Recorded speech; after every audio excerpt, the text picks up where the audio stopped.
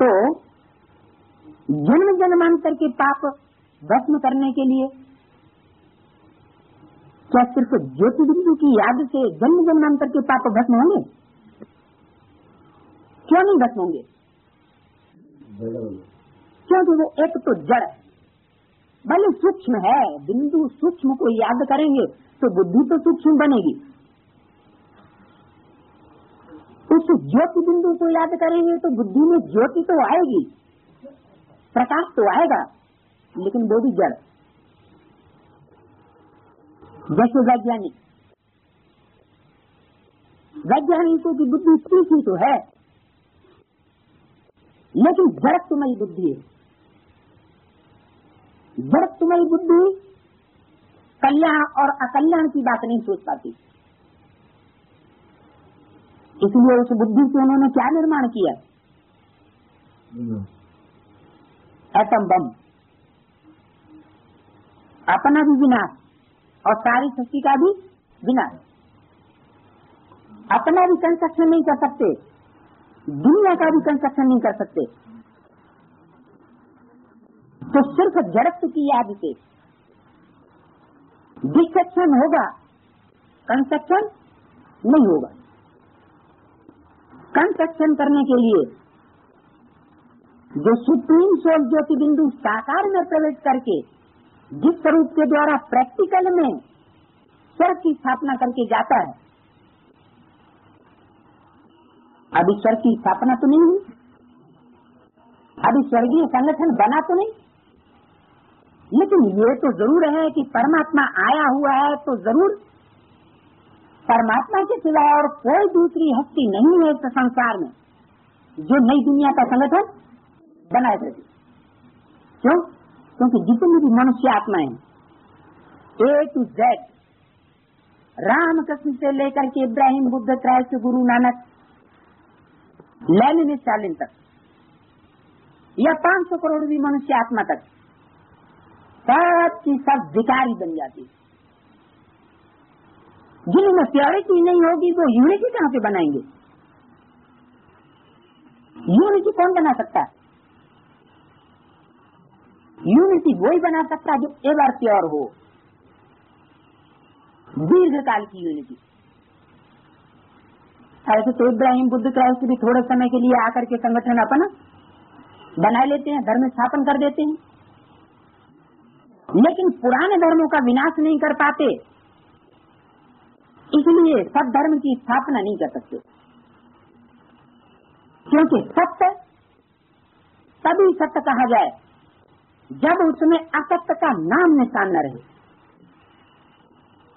अगर थोड़ा भी असत्य का अंश होगा, दूध के भरे हुए घड़े में एक बूंद भी सांप का जहर होगा तो सारा ही जहर हो जाएगा। तो दूसरी आत्माएं, बल पवित्र आत्माएं ऊपर से आती हैं, लेकिन उनमें इतनी प्योरिटी नहीं है जो सारी दुनिया का पाप का ध्वंस कर सकें, पापियों का ध्वंस कर सकें, अधर्मों का विनाश कर सकें। ये एक एवर प्योर परमात्मा सुप्रीम सोल ज्योति बिंदु ही है जो साकार तन में आकर के प्रैक्टिकल ऐसी एक्ट करके दिखाता है, जिस एक्ट की यादगार मंदिर में बनी हुई है, और उससे वो एवर प्योर कहा जाता है। कोई मनुष्य आत्मा ऐसा एवर प्योर होने का एक्ट नहीं कर सकती। लेकिन रही बात प्रत्यक्षता की, उस एवर प्योर सुप्रीम सोल बात की प्रत्यक्षता होती तब है जब जिसमें प्रवेश करता है वो साकार तनधारी अपनी इंद्रियों की संपन्न स्टेज तक विजय प्राप्त कर ले। क्यों?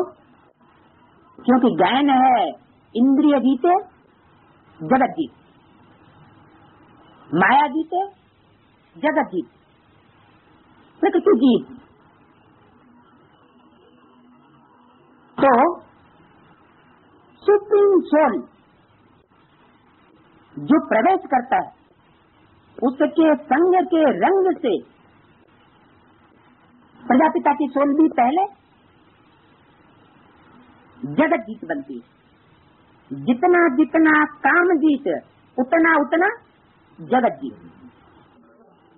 जगत जीत का मतलब क्या 500 करोड़ मनुष्य आत्मा माथा टिका देंगी? नहीं, एकदम नहीं हो सकता। हो भी सकता है, वो तब होगा जब संपूर्ण 100% उस स्टेज को वो व्यक्तित्व प्राप्त कर ले। सुप्रीम सोल तो एक बार प्योर है, लेकिन वो सुप्रीम सोल जिसमें प्रवेश करता है उसको भी उसी स्टेज पर पहुंचना पड़े। किस स्टेज पर? एवर प्योर, और उसका प्रूफ होना चाहिए। ऐसे नहीं कि बिंदु एवर प्योर है, ऐसे तो परमधाम में जितनी भी आत्मा है वो सब प्योर है। उसका प्रूफ किया।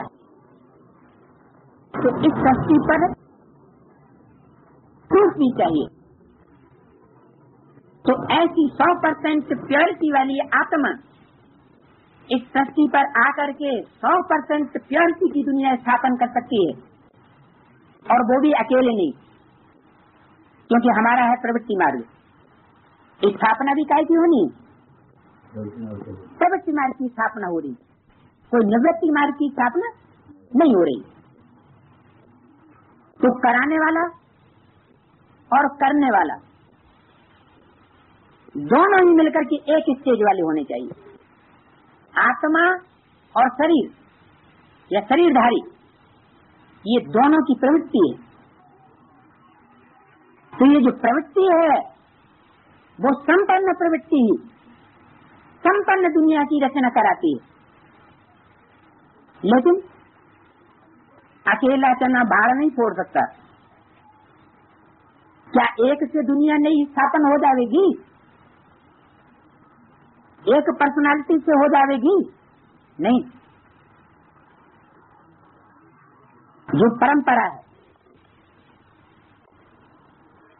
पारिवारिक परंपरा, वो भारतीय पारिवारिक परंपरा बहुत प्राचीन। उस पारिवारिक परंपरा को परमात्मा ने ही आकर के स्थापन किया था। वो पारिवारिक इकाई परमात्मा ने आकर के स्थापन की, जिसमें एक परिवार का एक मुखिया, उस एक मुखिया का अपने परिवार में ऐसे राज्य चलता है जैसे कोई राजा का राज्य अपने राज्य में चलता है। ऐसे तो आज भी कहते हैं कि हर व्यक्ति अपने घर का राजा है, लेकिन क्या राजा है? नहीं है। अरे घर का भी राजा कहाँ होगा? पहले अपना तो राजा बन जाए। अपना मन ही कंट्रोल नहीं, तो घर का राजा कहाँ से बनेगा? तो परमात्मा बाप आकर के ऐसा कार्य संपन्न कराते हैं, किन आत्माओं को निमित्त बनाते हैं? राम और कृष्ण की आत्माओं को पहले पहले निमित्त बनाते हैं। ये राम और कृष्ण की आत्मा ये है सत्य रूपी रंगमंच के हीरो हीरोइन पहले पहले। लेकिन कृष्ण की सोल ने तो शरीर छोड़ दिया। कौन सा नाम रूप था? कृष्ण की सोल का नाम रूप क्या?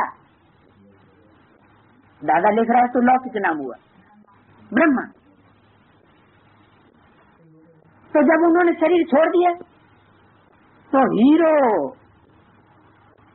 के साथ वो हीरोइन भी तो चाहिए, फिर कहाँ से आएगी? है गुप्त रूप में? गुप्त रूप में तो दुनिया नहीं मानेगी। दुनिया को तो हीरो हीरोइन चाहिए प्रैक्टिकल में। तो प्रैक्टिकल में भी सत्य रूपी रंगमंच के कोई हीरो हीरोइन है, वो जब तक प्रैक्टिकल में काम विकार के ऊपर ऐसा विजय प्राप्त करके न दिखाएं,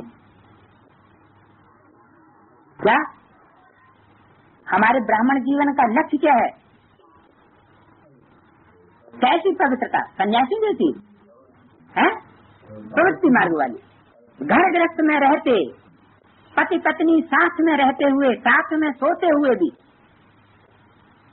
और इंद्रियों पर विजय प्राप्त करके दिखाए।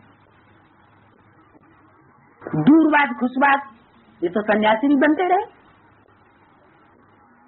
अगर ऐसे दूरवाद खुशवाद होते रहे तो फिर संन्यास धर्म ही स्थापन होगा या प्रवृत्ति मार्ग स्थापन होगा? संन्यास धर्म ही स्थापन होगा। और प्रवृत्ति मार्ग को स्थापन करने वाला, प्रवृत्ति मार्ग वाला गुरु होना चाहिए या निवृत्ति मार्ग वाला होना चाहिए? बाबा तो बोलते हैं निवृत्ति मार्ग वाले प्रवृत्ति मार्ग वालों को राजयोग नहीं सिखा सकते, जो खुद अपने घर घर का निर्वहन नहीं कर सकते। ये गृहस्थी नहीं है, अकेले हैं, चाहे वो आश्रम में है, चाहे सेंटर में है, चाहे किसी मठ मंडलेश्वर में है, तो स्वयं ही अकेले हैं, प्रवृत्ति में नहीं है। तो प्रवृत्ति में रह करके, साथ में रह करके, साथ में सो करके इंद्रियों पर विजय करने में कौन सी कठिनाइयां आती हैं, कौन कौन से कैसे कैसे अनुभव होते हैं, उनको पता होगा? इसका उनको अनुभव होगा? नहीं हो सकता। और जब उनको अनुभव नहीं, तो न स्वयं गीत पहन सकते और न दूसरों को पहना सकते। इसलिए कहा गुरु जन के अंधले केला सत्यानाश। तो बाबा ने मुरली में बोला है कि बाप प्रवृत्ति मार्ग में रहकर सहज राजयोग सिखलाते हैं, समझते नहीं है कि बाप ने प्रवृत्ति में रहकर सहज राजयोग सिखलाया है। तो क्या ब्रह्मा सरस्वती की प्रवृत्ति का है? ब्रह्मा सरस्वती की कोई प्रवृत्ति नहीं थी। क्यों? है? क्योंकि ब्रह्मा तो एज से भी वयोवृद्ध हो चुके थे, 60 की उम्र को पार कर चुके थे, उससे भी ऊपर। और सरस्वती तो 14 साल 15 साल की बच्ची, 16 साल में कुमारी योग्य होती, तो वो प्रवृत्ति नहीं कही जा सकती। वास्तव में प्रवृत्ति तब बनती है जब वही ब्रह्मा सरस्वती शरीर छोड़ करके बच्चों में नंबरवार प्रवेश करते हैं। क्योंकि मम्मा बाबा की सोल अभी भी बच्चों में प्रवेश करके अपना पार्ट चला रही है। मुरली में बोला है, हाँ, बच्चों में मम्मा बाबा प्रवेश कर सकते हैं। तो मम्मा बाबा की सोल भी अभी बच्चों में नंबरवार प्रवेश करके पार्ट बजाती है, लेकिन बीज रूप स्टेज में। जैसे शिव ज्योति बिंदु बच्चों में नंबरवार प्रवेश करके पार्ट बजाता है। बच्चे स्वयं तमो प्रधान है या सतो प्रधान है? बच्चे स्वयं किस स्टेज में है? तो तमो प्रधान आत्मा न अपनी सर्विस कर सकेगी न दूसरों की सर्विस कर सकती। वास्तव में वो प्रवेश करने वाली आत्माएं ही सर्विस करती हैं, लेकिन नंबरवार एक जैसी नहीं। जैसा आधार वैसी सेवा। तो ऊंचे उठने या नीचे गिरने की सारी जिम्मेवारी आधार के ऊपर आ जाती है। ऐसे नहीं कि सुप्रीम सोल ज्योति बिंदु या ब्रह्मा या सरस्वती की सोल ही हर आत्मा को ऊंचा उठाने या नीचे गिराने के निमित्त है। नहीं, जैसा जैसा जो आधार है, कहते हैं आत्मा अपना मित्र और अपना शत्रु स्वयं है, कोई दूसरा उसका मित्र और शत्रु नहीं है। ऊंचा उठाने वाला नीचा गिराने वाला नहीं है। हर आत्मा के अंदर अपना अपना गस्त समाये हुए, उत्थान में जाने या पतन में जाने के। बल परमात्मा की वाणी सबको एक जैसी मिल रही है। तो बात हो रही थी इंद्रियों पर विजय प्राप्त करने की। इंद्रियों में भी सबसे मूल इंद्रिय है काम इंद्रिय। क्यों? क्योंकि ये बहुत बड़ा विकार है, ये मुखिया है सब विकारों का। अगर मुखिया को कंट्रोल कर लिया तो सारे ही चोर डकैत कंट्रोल में आ जाएंगे, जो हमारी सुख शांति को चुराने वाले। तो उसके लिए चाहिए सहज याद और सहज पुरुषार्थ। ये कैसे होता है? सहज पुरुषार्थ तब तक नहीं हो सकता जब तक एक बात के साथ सर्व संबंध नहीं जोड़े। क्योंकि पूर्व जन्मों के जितने भी पाप कर्म किए हैं, पुण्य कर्म किए हैं, वो कोई न कोई व्यक्ति के कनेक्शन से किए हैं, कोई न कोई व्यक्ति के साथ कोई न कोई संबंध जुटा रहा है, जिसके आधार पर पाप या पुण्य किए हैं। तो उन पापों का नाश बिना संबंध जोड़े नहीं हो सकता। ये है कि द्वापर कलयुग में जो विकर्म हुए, पाप कर्म हुए, वो अनेकों के साथ व्यभिचारी योग किया, तो वासनाएं बढ़ती गई। और अब क्या करना है? अब उसका उल्टा करना है।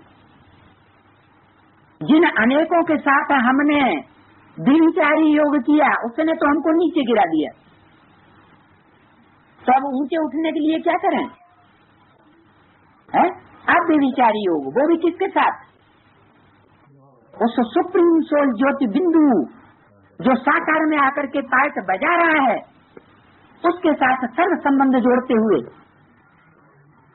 सहज याद की स्टेज पर हम पहुंच सकते हैं। जब सहज याद होगी तो निरंतर भी हो जाएगी। सहज याद नहीं होगी तो निरंतर भी नहीं हो सकती। तो बताया, बच्चों का बाप से योग होता है, स्टूडेंट का टीचर से योग होता है। यह है आत्मा और परमात्मा का, अर्थात बच्चों और बाप का मिलन। मिलन किसका है? यहाँ कोई आत्मा का आत्माओं के साथ मिलन नहीं है। किसके साथ मिलन है? आत्मा का परमात्मा बाप के साथ मिलन।